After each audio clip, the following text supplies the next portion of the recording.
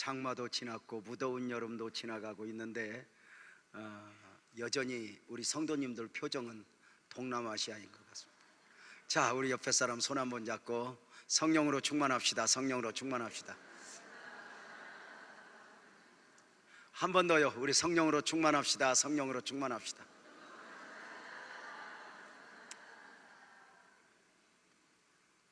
출애굽 구원 역사를 위해 애굽에 내려진 10가지 재앙,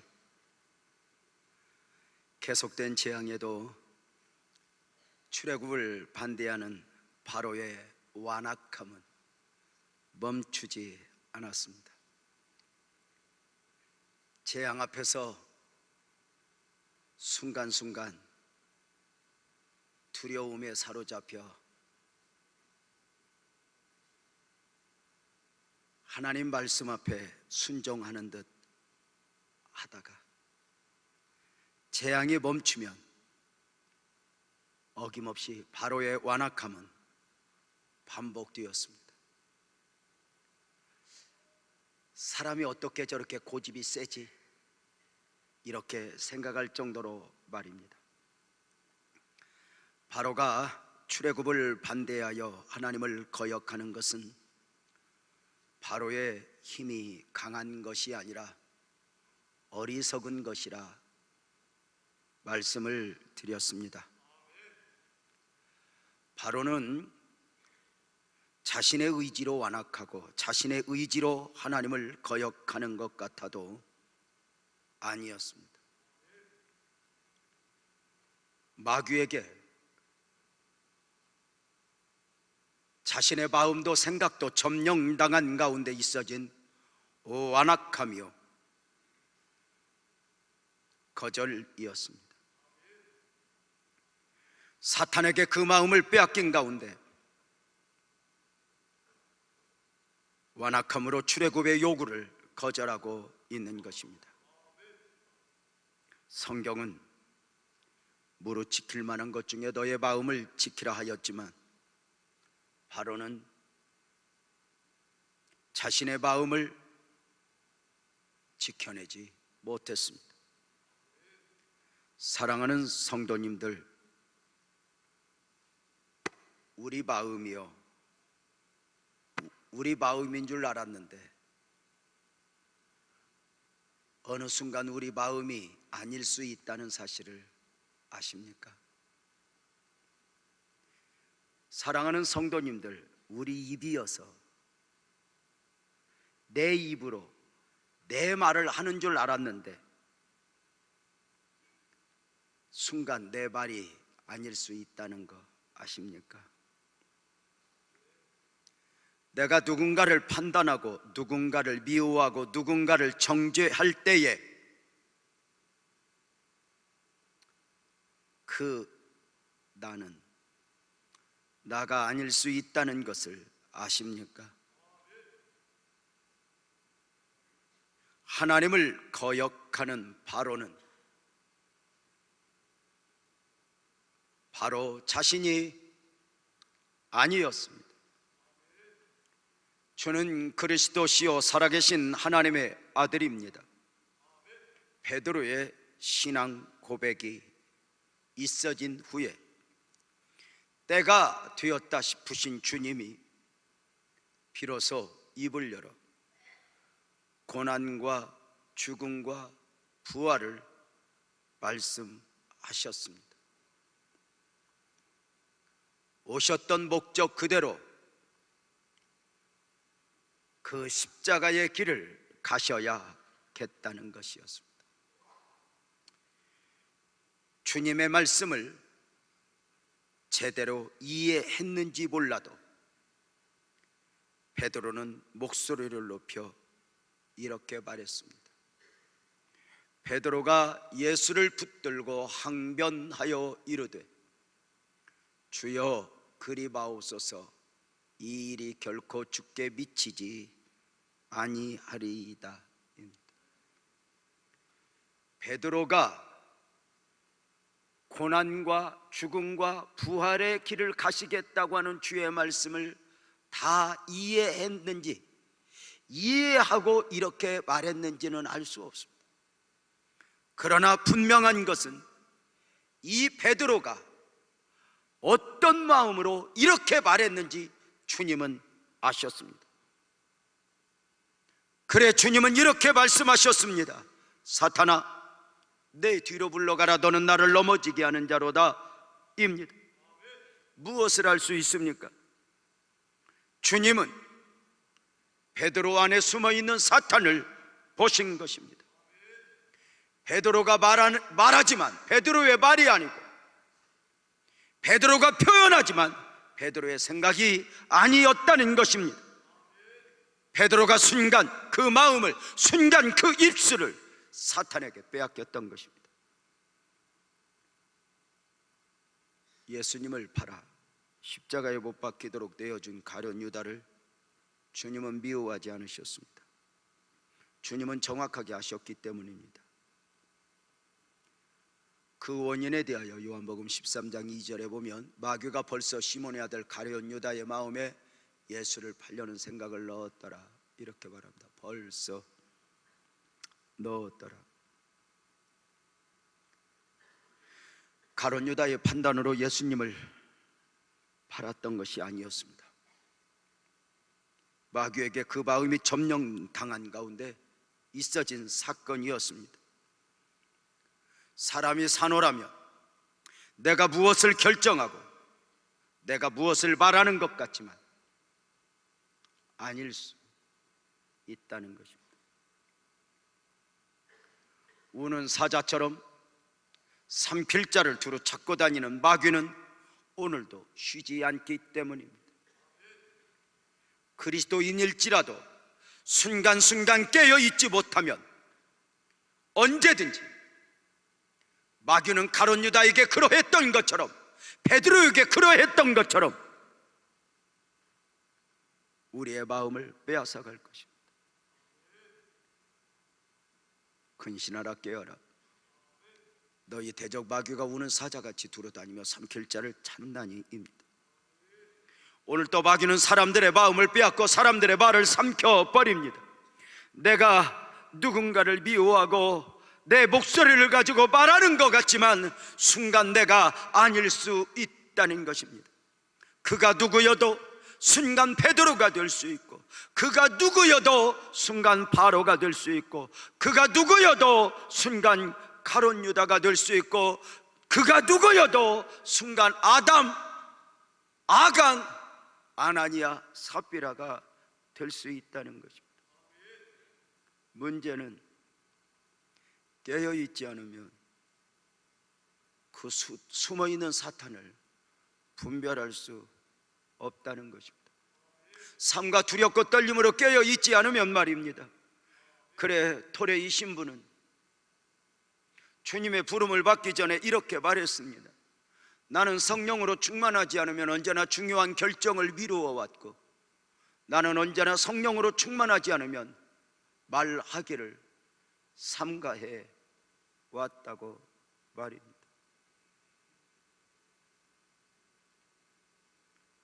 마귀는 때로 사람들의 마음을 점령하여 미래를 포기하게 하고 절망하게 합니다. 지금까지 살아왔지만 앞으로 살아보지 않은 미래인데 그 미래 앞에서 절망하는 것입니다. 사람이 자신의 판단에 의해 미래를 포기하는 것 같지만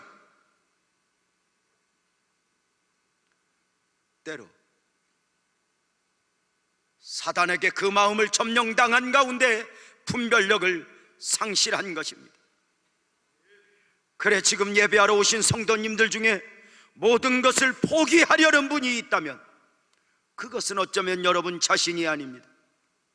지금 모든 것을 끝냈으면 좋겠다며 도망하려는 분이 있다면 여러분 자신이 아닐 수 있습니다.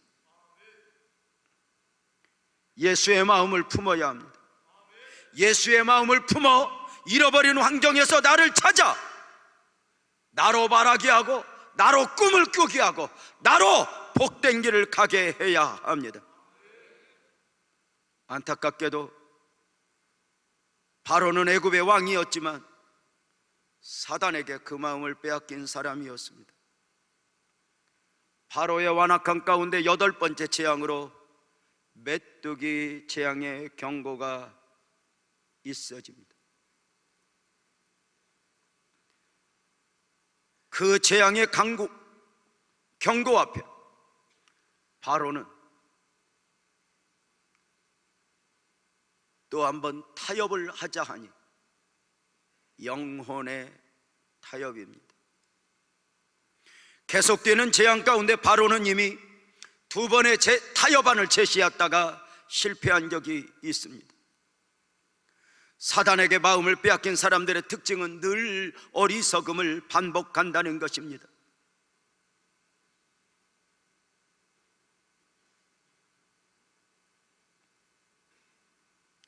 과거의 아픔이, 과거의 실수가 내 삶에 반복되는 것입니다.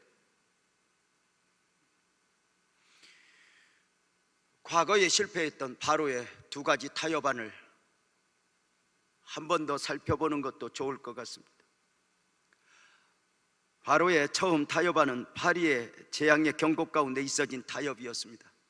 물이 피가 되기는 재앙, 하수에서 개구리가 올라와 온 나라를 점령하게 되는 재앙, 그리고 티끌이 이가 되는 재앙으로 혼쭐이 난 바로에게 4번째 재앙인 파리 재앙이 경고되자 두려움 가운데 타협안을 제시한 것입니다.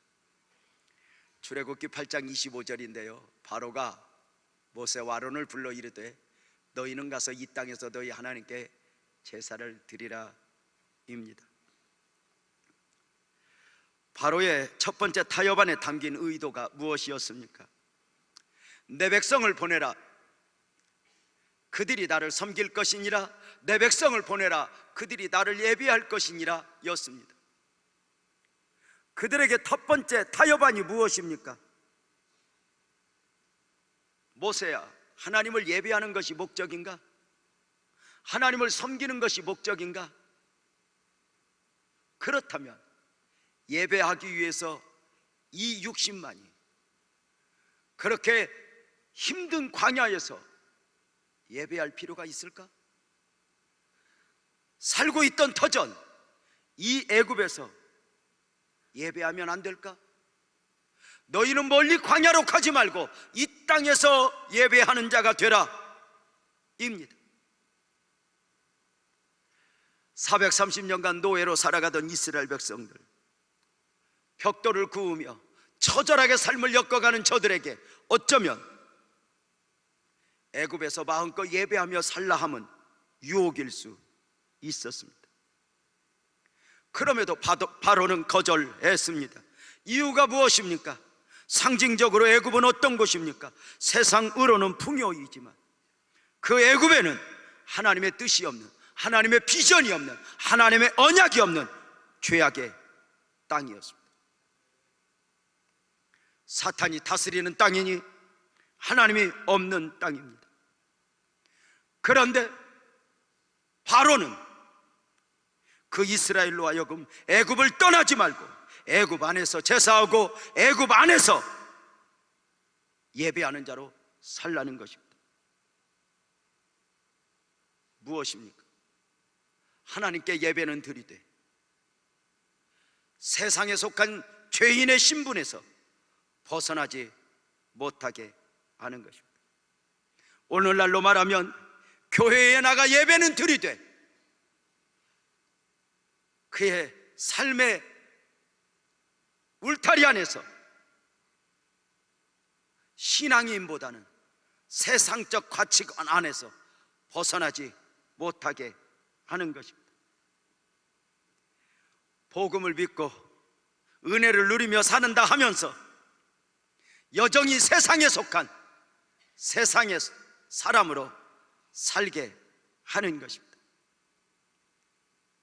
교회를 나오지만 이렇게 애굽을 떠나지 못한 사람은 종교인은 될 수 있지만 진정한 하나님의 백성은 아닙니다. 예배는 드리면서도, 하나님을 이야기하면서도, 하나님을 말하면서도 삶의 목적은, 삶의 목줄은 여전히 애굽, 세상에 묶여있기 때문입니다. 이들은 예배는 드리지만 울어야 하는 이유도, 아파야 하는 이유도, 억울해야 되는 이유도 예수 안에 있는 것이 아니라 모든 것이 세상이 기준이고 삶이 기준이 되어버린 사람들입니다. 육에서 영으로가 아니라 여전히 교회만 나왔지 육에서 육으로입니다.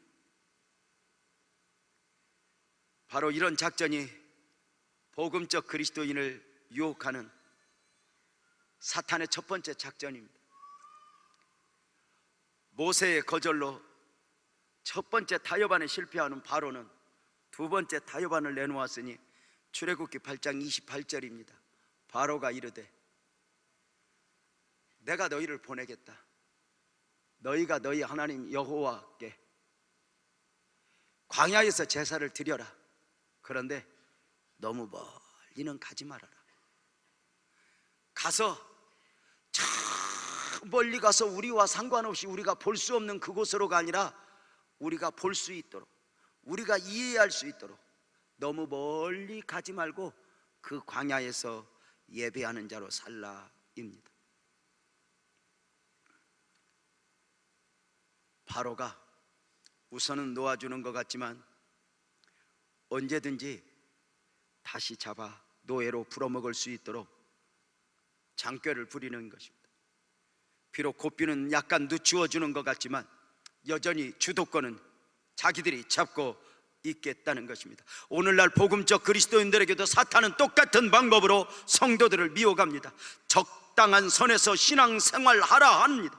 합리적으로 세상이 이해할 수 있는 선에서 신앙생활하라는 것입니다. 세상이 이해할 수 없는 그저 저 멀리 있는 교회, 멀리 있는 신앙이 아니라 세상이 이해할 수 있고 세상이 품을 수 있는 그 정도에서 신앙생활하라는 것입니다. 교회가 하나님을 만족시키는 교회가 아니라 사람을 만족시키는 종교, 사람이 이해할 수 있는 종교로 가라는 것입니다.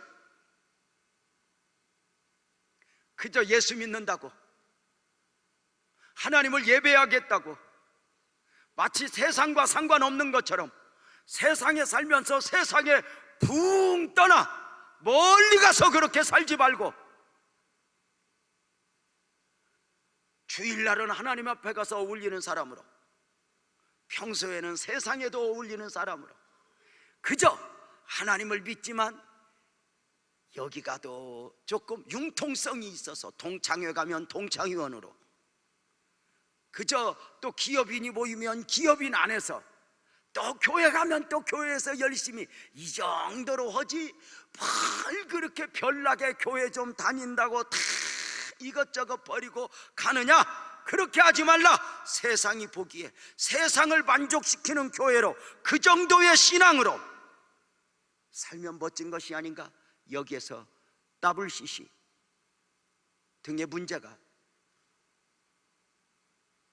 시작이 됩니다.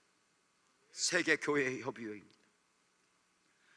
저들은 어느 순간에 교회가 하나님을 만족시키는 교회요, 목사가 하나님을 만족시키는 목사이기보다는 어느 날 종교인으로 전락하여 합리적으로 세상을 만족시키는, 그래서 WCC 운동은 그 중에 하나가 종교통합운동입니다.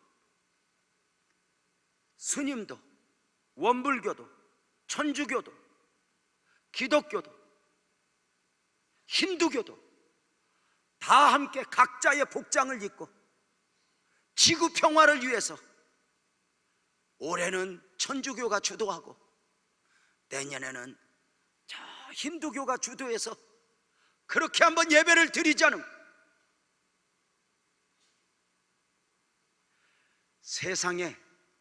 세상의 시각으로 보면 아주 멋져 보이는 사람들이죠.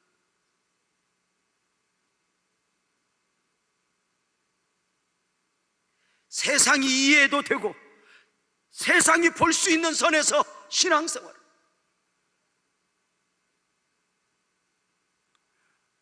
그렇게 멀리 가서 하지 말라는 거예요. 그래서 바로는 이스라엘 백성들을 붙잡아 놓는 거예요. 신앙인은 신앙인이지만 여전히 세상에 매여 있는 자로 붙잡아 놓는 거예요. 아주 융통성 있는 그리스도인으로 이렇게 붙잡아 놓는 거예요. 그래서 멀리 이렇게 애굽에서 멀어진다는 이야기는 하나님에게 가까워지고 하나님에게 가까이 가고 이렇게 그렇게 가다가 나중에 이제 가나안 천국으로 가는 게 신앙생활이거든요. 그런데 가지 말라는 거예요. 이렇게 가까이 가요. 수단과 방법을 가리지 않아요. 그래서 여러분 가끔 이제 교회에서 권사님이 열심히 신앙생활하지만 남편이 안 나오는 경우가 있어요. 그럼 이제 바로의 마음을 사로잡았던 이 마귀가 이제 남편님의 마음을 사로잡아 타협을 요구합니다. 내가 교회 나가고 싶어도 당신 그렇게 미쳐서 교회 나가는 꼴 보기 싫어서 내가 안 나간다. 당신이 어느 정도 일주일에 한 번만 가면 나도 갈 마음이 있는데 나도 당신처럼 그렇게 미칠까봐 내가 못 나가겠다. 여기에 이제 흔들립니다. 권사님이 이제 권사님이 돼갖고 고민을 하다가 이제 저를 찾아옵니다. 목사님, 우리 남편이 이렇게 말했습니다. 때가 된 것 같습니다. 내가 생각해도 그동안 너무 남편은 나 몰라라 하고 주님 앞에만 들여져 산 것 같습니다. 별로 들여진 것 같지도 않은데 이제 그렇게. 그래 이제 남편이 원하는 대로 그저 남편 걸음에 맞춰 이제 일주일에 한 번만 이렇게 오는 걸로 보조를 맞추려고 하니 목사님 이해를 좀 해주세요. 염려는 되지만 그러시라고 이제 목사님의 허락하에 드디어 이제 이 권사님이 주일날 한 번만 나옵니다. 그리고 이제 얼른 와서 예배를 개농감치도 대치우고 결혼식도 갔다 오고 동창회 모임도 갔다 오고 골프도 한번 치고 오고 이렇게 한번 하는 가운데 이 무서운 게 뭐냐면 이 권사님이 은혜 밭을 놓아버리고 세상 맛에 취하기 시작합니다. 세상이 얼마나 매혹적이고 재미가 있는데요, 여러분 그 안에 얼마나 희열이 있습니까? 여기는 보는 것도 없이 그저 멍하니 믿어야지만 세상은 얼마나 보여주는 게 많은데, 그래 이제 이렇게 맛을 드는데 이제 세상에 점점 푹 빠집니다. 여러분 세상에서 세상의 맛 속에 취한 사람보다 이렇게 신앙인으로 살다 이렇게 다시 그 맛에 취하면 진짜 맛이 갑니다. 이제 어디까지 가냐면 남편보다 세상을 더 좋아합니다.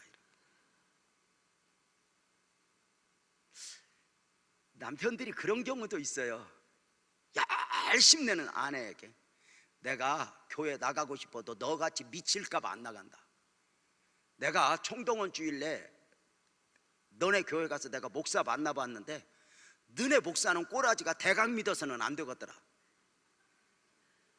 웬만큼 믿어서는 씨알도 안 맥힐 것 같은데 너 교회 옮기면 내가 함께 갈게. 내가 옮긴다니까 같이 가자니까. 이제 권사님 찾아와서 이야기합니다. 목사님 우리 남편이 이렇게 합니다. 교회도 중요하지만 남편 구원이 중요하지 않겠습니까? 일단 남편 구원시키기 위해서 이렇게 교회를 좀 잠깐 옮겨야 되겠습니다. 그러시냐고. 그러시라고. 남편 구원이 중요하지 않겠냐고. 그래서 이제 교회 옮겨서 이제 등록하고 한 6개월 다니다가 교회만 옮기게 해놓고 남편은 그때부터 안 나옵니다.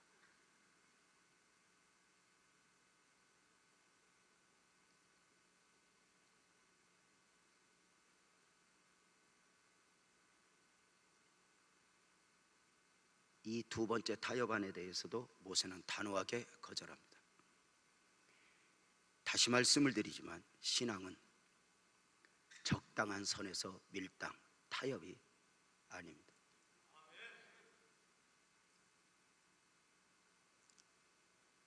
어느 정도 양보하는 선에서의 타협은 있을 수가 없습니다. 엄청난 우박 재앙 가운데서 완악함을 접지 않았던 바로는 메뚜기 재앙의 경고 앞에 굽히지 않고 세 번째 타협안을 제시하게 됩니다. 메뚜기 재앙의 경고와 함께 있어지는 영혼의 타협입니다. 내 백성을 보내라, 그들이 나를 섬길 것이니. 내가 만일 내 백성 보내기를 거절하면 내일 내가 메뚜기를 내 경내에 들어가게 하리니 메뚜기가 온 지면을 덮어 우박재앙이 남긴 것을 다 먹어버리게 될 것이라는 것이니, 그 엄청났던 우박재앙이 한 단계 더해지는 고통이었습니다.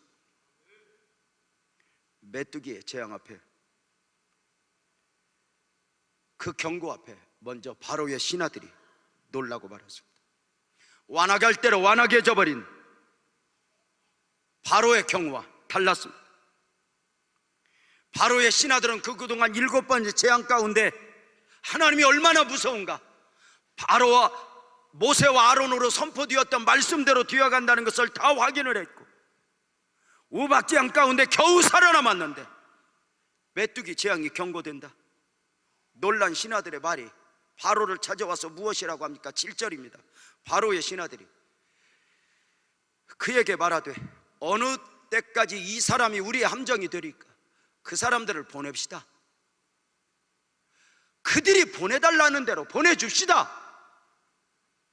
그들이 예배하겠다고 하면 그들의 하나님께 예배하게 합시다. 왕은 아직도 애굽이 망해가는 줄, 아니요, 이미 망했다는 것입니다.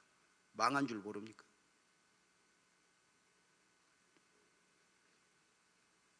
분별력을 상실한 가운데 하나님을 거역하는 바로는 바로가 아니었습니다.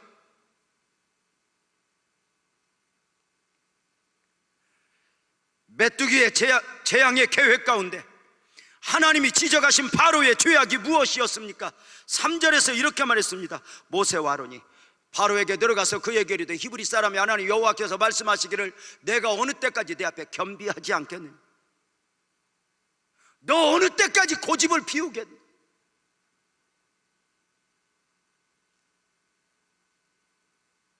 아직도 하나님의 말씀대로 그대로 선포된 대로 되어진다는 것을 알지 못하겠는가? 여러분, 우리가 신앙생활하면서 알아야 할 것은 내가 얼마나 교회를 열심히 자주 나왔는가, 오래 나왔는가도 중요하지만 또 하나 말씀에 대한 태도입니다. 아, 말씀대로 되는구나, 결국은 말씀대로 되는구나. 처음에 여러분들이 교회 와서 설교하며 설교를 듣고 예배를 드리면 예배 의식도 문제지만 목사 설교 알아듣기도 힘들고, 그저 또 연희 교회처럼 목사가 이렇게 교훈적으로 윤리적으로 이런 걸 좀 많이 하면 되는데, 성경도 모르는데 첫 번째 재앙이니 두 번째 재앙이니 애굽이 세상이라는 뭐 이런 말 알아듣겠어요?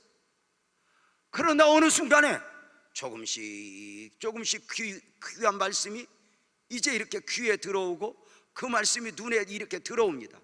그러면서 이제 배워지는 게 무엇인지 아십니까? 저 목사님 말이 우스운 줄 알았는데 목사님 말대로 되네? 말씀대로 되네? 말씀에 순종해야 되겠네?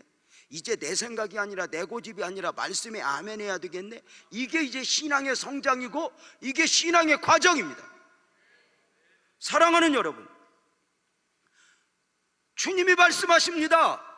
바로야, 너는 왜 말씀 앞에 너를 세우지 않는가? 왜 너는 말씀대로 되는 걸 이렇게 보았으면서도 여전히 네 고집대로 하는가? 그럼에도 바로는 자신을 굽히지 않고 또 한 번 타협을 하지 않니 영혼의 타협입니다. 광야로 가겠다고, 출애굽하겠다고 보내줄게.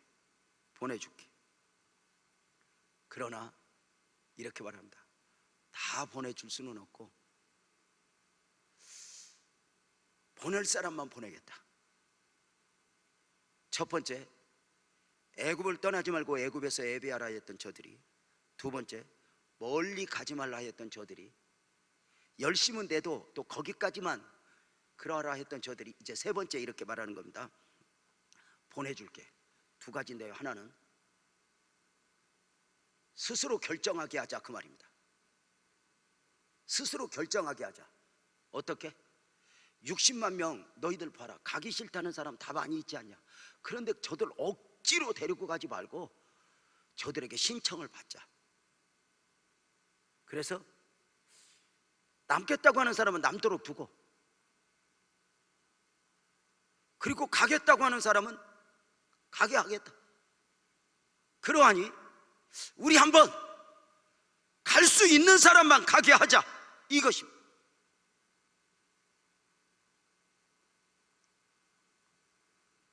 여기서 바로의 유혹이 무엇입니까? 어떤 신앙의 결정을, 어떤 믿음의 사람으로의 결정을 스스로 하게 만드는 것이니, 바로는 아직도 하나님에 대한 두려움 가운데서 결정권이 자기에게 있다고, 그리고 이 결정권이 모든 사람에게 있는 것으로 착각을 하고 있다는 것입니다.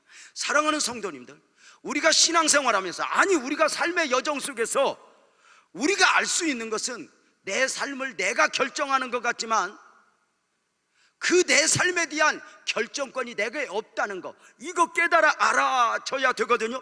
여러분, 잠언서 16장 9절 말씀해 보면 사람이 마음으로 자기의 길을 계획해도 걸음을 인도하시는 분은 하나님이라 했어요.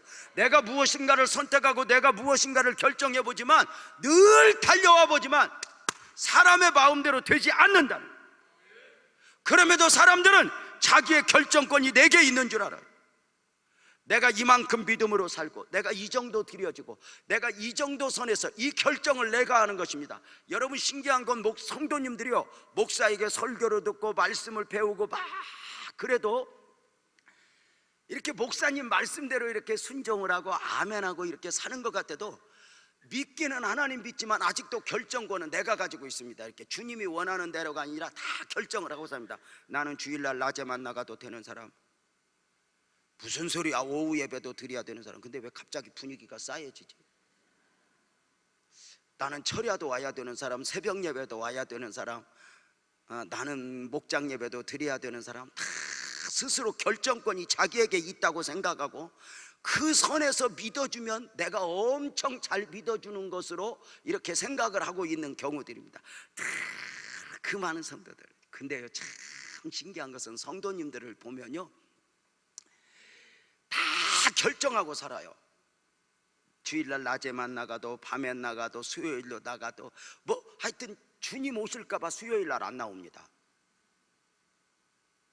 아예 그냥 결정하고 삽니다. 근데 재밌는 것은 그 많은 성도들 중에 목사를 제일 감동시키는 사람은 새벽 예배도 안 빠지고 막 다 열심 내는 사람이 감동시킬 것 같아도 안 그래요. 한 달에 한 번 나오는 사람이 목사를 감동시켜. 이 3부 예배에 저 특별히 2층에 목사를 감동시킬 만한 성도들이 많이 있을 것입니다. 근데 왜 아멘은 아래서 하나? 여러분, 아직도 결정권이 내가 있는 줄 알아요. 신앙이 하나님을 믿으면 내가 나를 결정할 수 없어. 이것까지 이렇게 나를 내려놓기가 얼마나 또 하나의 단계인 줄 아세요? 여러분, 내 결정입니까? 선교사로 가는 게 내 결정입니까? 북한 사역에 드려지는 것이 내 결정입니까? 아니요. 가고 싶어서, 가기를 원해서가 아닙니다. 나를 내려놓는 것입니다. 우리가 교회 공동체 안에서 섬길 때, 내가 성가대를 해야 하고 내가 교회학교 교사를 할 때, 주님 내가 어떻게 해야죠? 내가 어떻게 해야죠? 이렇게 하고 주님에게 묻고 드려져 이렇게 가야 하는데, 아직까지 결정권이 내게 있습니다. 내가 해도 되고 안 해도 되고. 그러면 여러분, 아직 모르는 것입니다. 많은 사람들의 신앙이 내가 난데, 내가 사는 건데, 내 삶을 내가 결정하지 누가 나를 뭐라고 하는 거야. 그래서 그 정도 선에서 믿어주고 드려주고 헌신해주고 봉사해주고, 여기까지의 발목이 잡혀 있는 것입니다.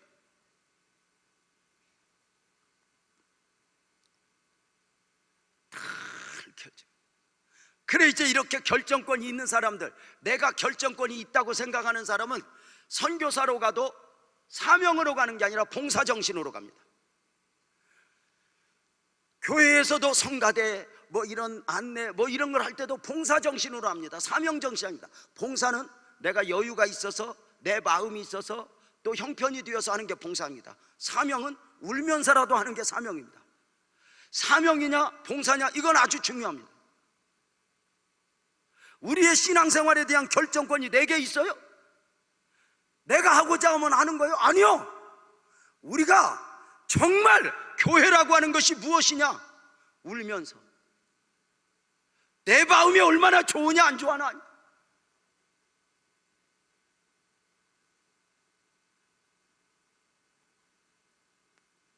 바로가 거절하죠. 모세가 거절하죠. 그러자 바로는 계속해서 자기의 생각을 이야기합니다. 출애굽기 10장 10절인데요 바로가 그에게 이르되 내가 너희와 너희 어린아이들을 보내면 여호와가 너희와 함께 함과 같으니라. 보라 그것이 너희에게는 나쁜 것이니라. 사랑하는 성도님들, 지금 이 10절을 가만히 보십시오. 애굽의 최고의 지성 왕 바로가 했던 말입니다. 이 10절을 읽으면서 느끼는 것이 무엇이냐면 말도 안 되는 말을 하는 것입니다. 이 문맥이 전혀 이게 느낌이 없습니다. 제가요 목사입니다. 수십 년을 설교자로 살았습니다. 제가 만 가지가 부족해도 성경 말씀을 펴고 이렇게 묵상하는데 하나님의 은혜로 제가 훈련된 사람입니다. 말씀 한 구절 묵상하면서 이해가 되지 않으면 날밤을 새서 묵상한 적도 많습니다. 그런데 20절 바로가 했던 말을 10번을 읽고 20번을 읽고 100번을 읽어도 이해가 안 됩니다. 바로가 무슨 말을 했는지. 아하, 결론. 바로의 말이 아니구나. 하나님의 뜻을 어기려면, 길이요 진리요 생명이신 하나님 말씀을 어기려고 하면 딱 하나입니다. 어거지. 말도 안 되는 말. 이걸 교회 안에서 누구를 통해 만나느냐면 시험 든 성도들을 보면 만납니다. 이렇게 이제 가끔 시험 든 성도들이 있습니다. 그래서 막 자신의 의지로 고집을 피우고 내가 이래서 교회 안 나간다니까 꼭 어린아이들 만나는 거하고 또 애들하고 싸우는 거하고 똑같아요. 그 사람들 만나면. 근데 시험 든 성도들이 막 말하는 걸 보면 어쩌면 그렇게 말도 안 되는 말로 고집을 피우는지 저가 앞뒤가 맞겠다. 그래서 자기 말이 아니구나. 여러분 집에서도 봐봐요. 아이들 어거지 부릴 때 그 아이들 말이요? 또 더 중요한 건 큰아들 부부싸움 할 때 남편 어거지 부리는 거 봐봐. 그 말이 말인가? 말도 안 되는 말로 막 고집을 피워서 그때마다 참 대부분 남자들이 그러는데 우리 집은 아내가 그래요. 말도 아닌 말로 고집을 피울 때마다 참 내가 참아서 우리 집안 꼴이 여기까지 왔지. 근데 여러분 보세요.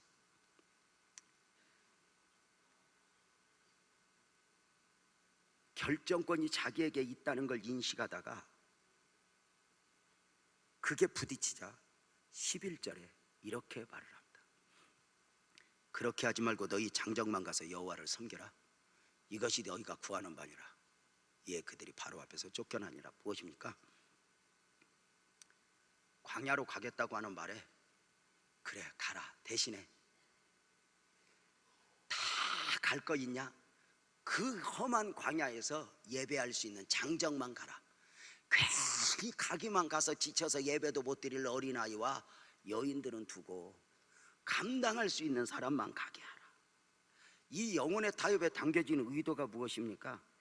너 예배 드리겠다는 것이잖아. 근데 어린아이들 데리고 가봐. 그 예배가 예배꼴이 되겠냐? 예배를 드릴 수 있는 장정들만 가. 그들은 다 도와줘. 신앙은 자유야.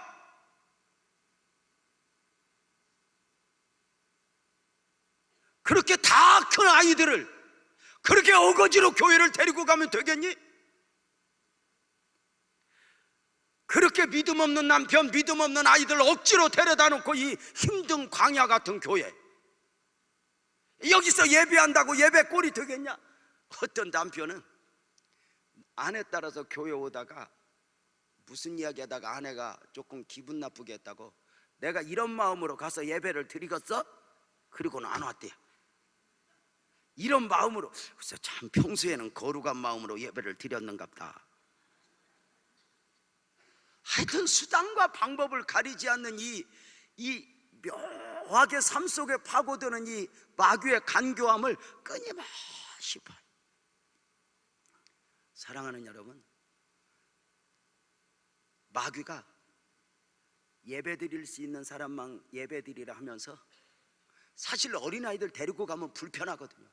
우리가 신앙생활 하지만요, 믿음 없는 남편하고 함께 와서 예배 드리는 거 불편합니다. 물론 믿음 없는 남편도 오면 불편하지만 믿음 있는 분이 믿음 없는 사람 데리고 오면 불편합니다. 여러 가지로. 그래서 또 남편하고 오면요, 예배 못 드리는 분 많아요. 남편이 얼마나 성질 부리는가 이렇게 눈치 봐야 되고.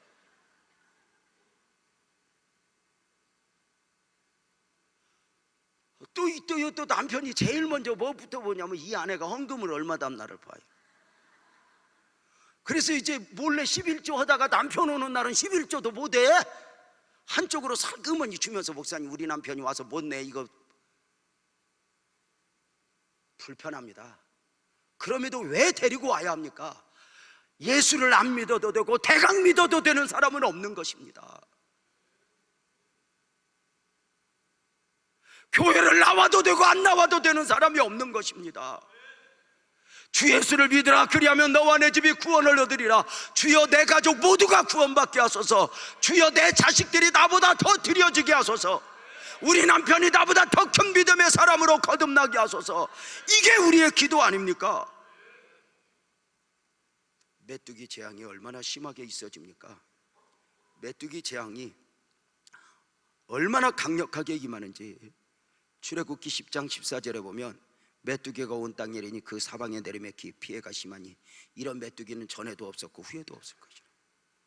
메뚜기 재앙의 현실 앞에 바로가 모세와 아론을 다시 부릅니다. 16절에 보면 바로가 모세와 아론을 급히 불러 이르되 내가 너희 하나님 여호와와 너희에게 죄를 지었으니, 이렇게 말합니다.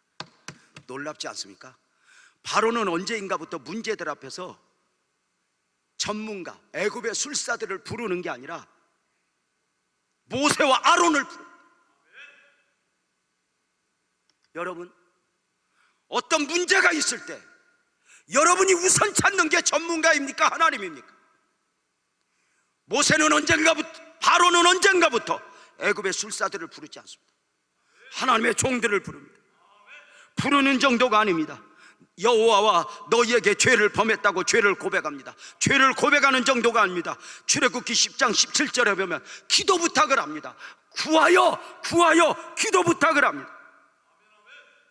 세상의 권력의 상징인 애굽인 바로가 두려움에 사로잡혀 가장 우습게 알던 히브리 민족, 벽돌이나 굽고 구우라면 굽고 죽으라면 죽었던 저들이 하나님을 지금 무서워하기 시작합니다.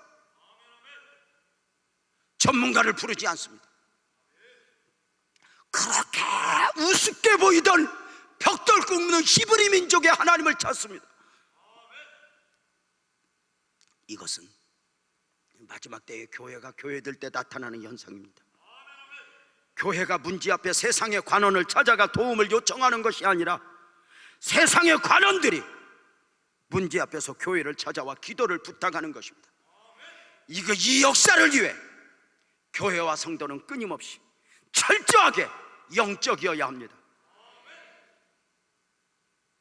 교회가 어떤 도움을 요청할 수 있음에도 불구하고 안산시장에게, 경찰서장에게, 어떤 검찰청장에게, 세무서장에게 도움을 요청하여 우리 좀 도와주시오, 이렇게 할 수 있음에도 불구하고 이런 것들을 거절하고, 손해보아도 돈이 좀 들어도 하나님을 바라봐야 합니다.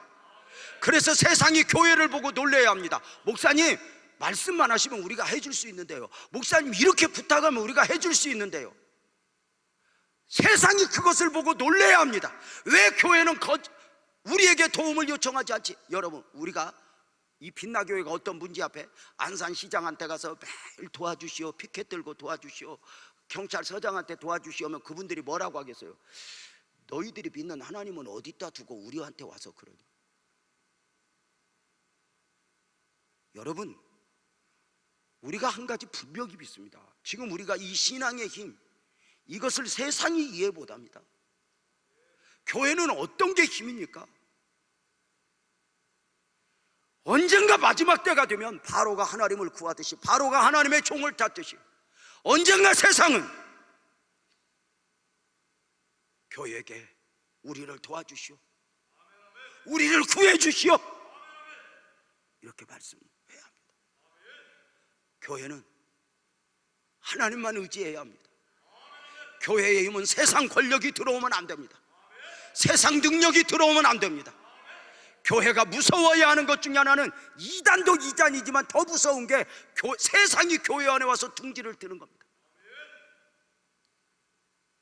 언젠가부터 교회의 힘이 판사, 검사, 세상의 힘으로 무장하며 교회의 문제 앞에 하나님을 구하지 않아도 되는 정도로 가면 안 됩니다. 그저 힘없고 부족하여 목사도 부족해서 하나님만 의지하고, 그래야 이게 주님 의지할 때까지 승리하는 교회가 아닐까? 다 부족해 뭐든지 못해야 돼요. 지난 목요일 날 개척교회 목사님들, 사모님들 모셔서 식사 대접을 했어요. 그 목사님들이 이렇게 이제 식사를 하시다가 사모님들하고 함께 절 보고 물어보는 거 있죠. 목사님 목회를 어떻게 해야 잘하냐고. 그래서 나도 모르겠다고 그랬더니 좀 알려달래요. 그래서 도대체 뭘 잘해야 목회를 잘하냐고 물어요. 그래서 제가 얼른 생각하다가 나도 모르게 이렇게 말했어요. 목회는 목회를 할 줄 몰라야 목회를 잘한다고. 그랬더니 목사님 무슨 말이냐요. 세상은 배워서 지식으로 경험으로 하지만 목회는 아니라고. 목회는 아무것도 못해야 하나님 의지하고 잘하는 거라고. 그래서 설교도 못해야 설교 잘하고, 목회도 못해야 목회 잘하고, 아무것도 못해야 다 하나님이 잘하게 하지, 이것도 잘하고 저것도 잘하고 다 잘하면 그렇게 하나님이 돕질 않는다고. 하나님의 일을 많이 하려면 좀 뭐든지 못해야 된다고. 그래서 저도 아내한테 너무 잘하면 하나님의 일을 못할까 봐 이걸 조절하느라고 나도 애쓰거든요. 너무 잘하면, 그래서 내가 여기 어느 정도 선까지 나도 조절을 하는데, 여러분, 시편 146편 3절은 귀인들을 의지하지 말며 도울 힘이 없는 인생도 의지하지 말지니, 146편 5절 야곱의 하나님을 자기 도움으로 삼으며 여호와 하나님에게 소망을 두는 자는 복이 있도다. 여호와 자기 하나님에게 자기의 소망을 두는 자는 복이 있도다. 그냥 여호와 하나님이 아니라 자기 하나님, 내가 경험한 하나님, 내가 만난 하나님, 그 하나님에게 소망을 두는 자는 복이 있도다. 사랑하는 여러분, 교회는 하나님의 힘입니다. 하나님의 능력입니다. 세상은 언젠가는 무릎을 꿇을 것입니다. 물론 바로가 애굽의 벽돌 굽는 그들을 우습게 알듯이 세상이 우리를 죽이고 힘들게 하지만 괜찮습니다.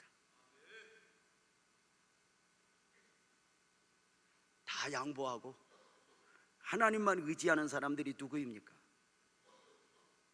세상에서는 죽어도, 세상에서는 힘들어도, 히브리서 11장 40절에 보면 이는 하나님이 우리를 위하여 더 좋은 것을 예비하셨은즉. 여러분 혹시 소록도 아십니까? 소록도에 어떤 분들이 살고 계시는 거 혹시 아세요? 소록도에 가면 한센병, 나병이라고도 하고, 좀 죄송하지만 직설적으로 무식하게 표현하면 문둥병, 이 환우들이 마지막 여생을 보내며 손이 무너지고 코가 없어지고 귀가 떨어져 나가고 얼굴이 틀어지고 온몸에 진물이 나오는 가운데 하나님을 예배하면서 마지막 보내고 있는 곳이 소록도입니다. 몇 분의 목사님들이 소록도를 방문했더니 나이 80이 돼요. 전도사님으로 사역하고 계시는 할아버지 전도사님이 가이드를 맡았습니다. 이렇게 설명했습니다. 목사님들 잘 오셨습니다. 목사님들은 이 소록도에 오셨다가 가실 곳이 있지만 이 소록도에 사는 사람은 갈 곳이 없습니다. 이 소록도는 인생의 마지막 섬입니다. 이 소록도는 인생 막장 마지막 섬입니다.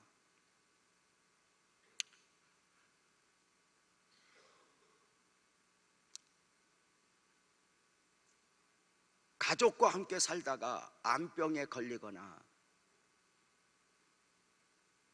다른 병에 걸리면 가족들이 함께 울어주고 함께 아파해주며 죽을 때까지 품어줍니다. 그러나 무식하게 표현하겠습니다. 문둥병에 걸리면 부모가 자식을 버리고 자식도 부모를 버려 이곳에 옵니다.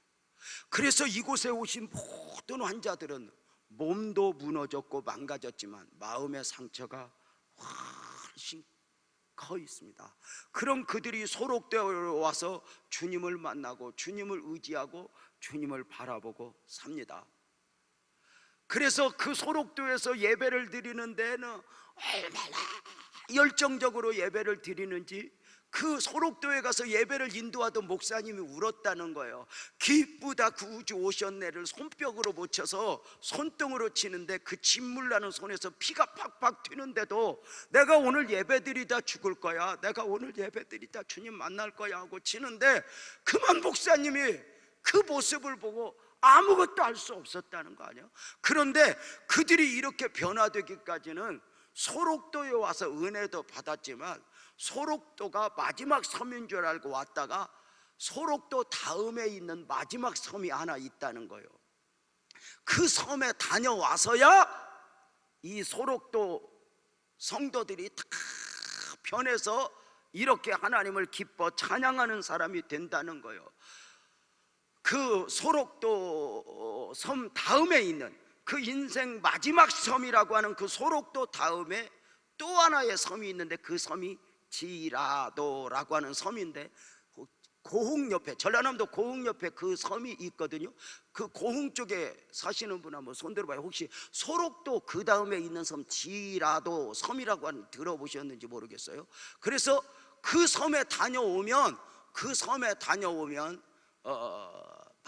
많은 사람들이 변합니다. 그 섬을 품고 오면.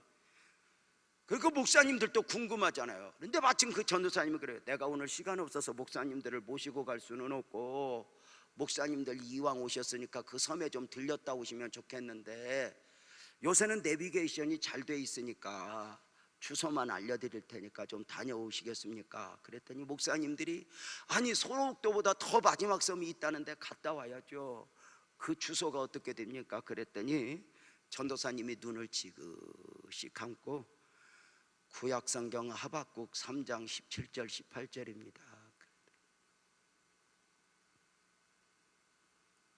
그 지라도 섬에 가서 주님 만나고 주님 품고 오면 무서울 것이 아무것도 없습니다. 지라도 섬을 아시겠습니까? 하박국 3장 17절 이렇게 말합니다. 비록 무화과 나무가 무성하지 못하며 포도나무에 열매가 없으며 감람나무에 소출이 없으며 밭에 먹을 것이 없으며 우리의 양이 없으며 외양간에 소가 없을지라도, 이 섬이 지라도 섬이라는 거예요. 세상의 끝이라고 말하는 소록도 너머에 지라도 섬이 있다는 거예요.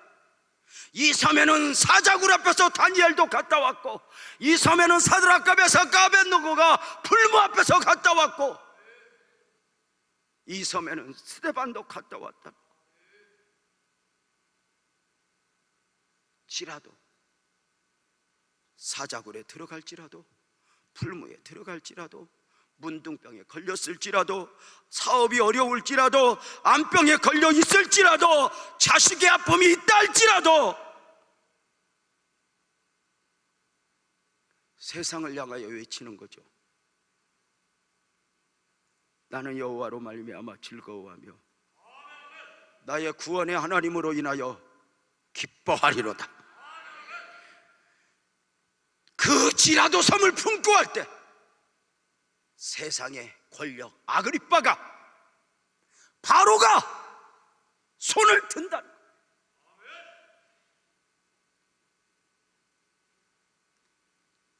나는 여호와로 말미암아 즐거워하며 나의 구원의 하나님으로 말미암아 기뻐하리로다. 사랑하는 성도님들, 우리 그 은혜 가슴에 품고 세상이 감당할 수 없는 사람들로 승리합시다. 그 하나님 믿고 이겨냅시다. 세상의 것 좀 더 갖겠다고 빌빌대는 것이 아니라 지라도 내가 안병에 내가 무엇에 있어도 내 안에 있는 복음의 확실성, 내가 주님을 만날 그날이 되어간다. 아무도 내 기쁨 뺏어갈 수 없어. 아무것도 없을지라도 이 노래를 믿음으로 한번 불러보면서 오늘 말씀 마치고 싶은데요. 무화과나무 잎이 바르며